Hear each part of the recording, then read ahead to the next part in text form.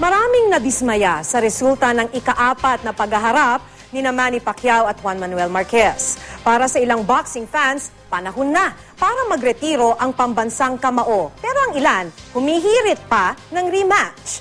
Makibalita tayo kay CJ Turida ng GMA Dagupan. Tinutukan ng boxing fans sa iba't ibang probinsya ang ika-4 na pagtutuos ni Manny Pacquiao at Juan Manuel Marquez kahapon. Marami ang nadismaya at nag-alala nang man-knockout ni El Dinamita si Pacman.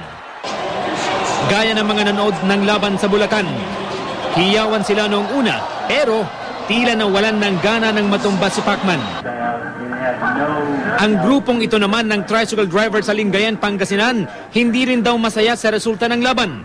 Yung 3 rounds, parang nag-ano siya, talagang consent talaga, ino-open niya yung sarili niya.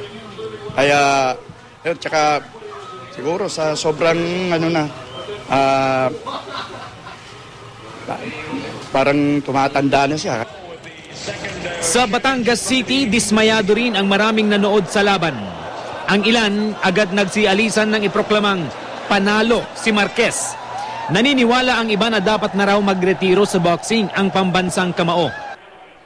Laking panghihinayang din ng mga tagahanga ni Pacman sa Visayas. So far, may edad na gyud siya. Marabag tanaw ko.